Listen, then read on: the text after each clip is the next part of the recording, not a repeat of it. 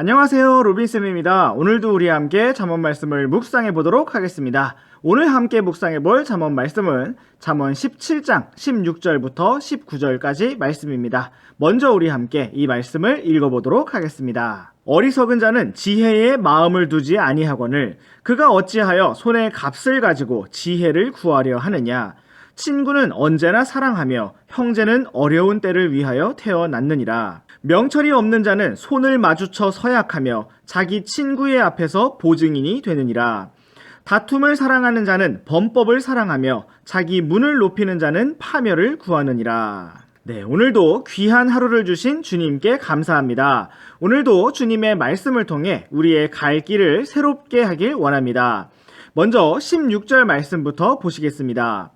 어리석은 자는 지혜에 마음을 두지 아니하거늘 그가 어찌하여 손에 값을 가지고 지혜를 구하려 하느냐고 말씀하고 있습니다. 어리석은 자의 특징은 지혜에 마음을 두지 않는다는 것입니다.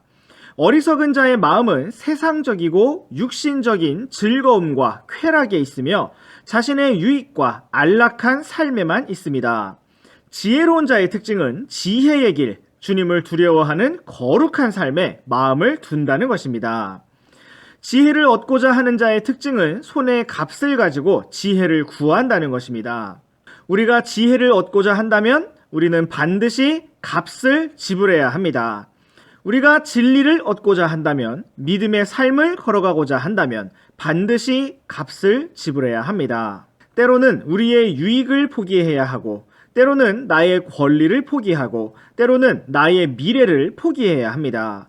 우리가 값을 지불하지 않는다면 우리의 믿음은 자라날 수가 없는 것입니다. 이제 우리 함께 17절 말씀을 보시겠습니다. 친구는 언제나 사랑하며 형제는 어려운 때를 위하여 태어났다고 말씀하고 있습니다. 친구는 언제나 사랑해야 합니다.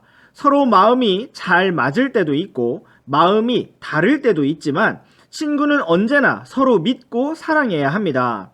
형제와 자매도 마찬가지입니다. 어려울수록 서로 돕고 함께해야 할 것입니다. 그런데 우리가 18절 말씀을 보면 예외의 상황이 벌어지고 있습니다. 명철이 없는 자는 손을 마주쳐 서약하며 자기 친구의 앞에서 보증인이 된다고 말씀하고 있습니다. 우리가 잠언 말씀을 지금까지 살펴보면서 보증에 대하여 생각해 본 적이 여러 번 있습니다. 성경은 빚 보증인이 되지 말라고 말씀하고 있습니다. 내가 가진 것을 친구에게 줄지언정 나에게 없는 것을 갚아줄 것이라고 보증 서지 말라는 것입니다. 또한 우리가 친구라면 우리는 결코 친구에게 보증을 서달라고 부탁하지 말아야 합니다. 그것은 나 혼자만 망하는 길이 아니라 친구까지, 친구의 가족들까지 모두 망하게 만드는 사악한 길인 것입니다. 친구가 언제나 사랑하며 형제가 어려운 때를 위하여 태어났다는 것은 빚 보증을 서야 한다는 의미가 아닙니다.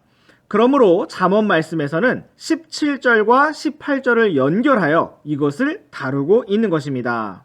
친구의 보증을 서는 자는 명철이 없는 자라고 말씀하고 있습니다.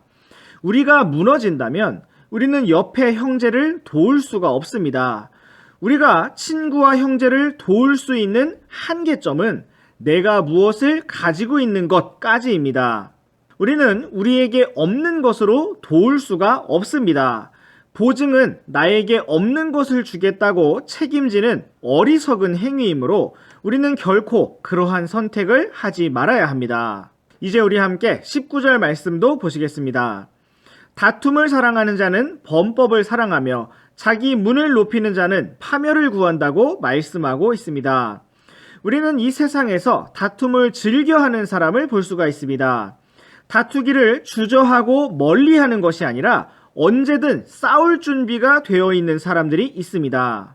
어떤 사람들은 자기가 너무 정의로워서 늘 잘못된 사람들과 다툰다고 주장하지만 성경은 다툼을 사랑하는 자가 범법을 사랑한다고 말씀하고 있습니다. 자기 문을 높이는 자는 또한 파멸을 구한다고 말씀하고 있습니다. 자기 문을 높인다는 것은 다른 사람들이 그와 소통하기 위하여 드나드는 문, 기준을 높인다는 것을 의미합니다.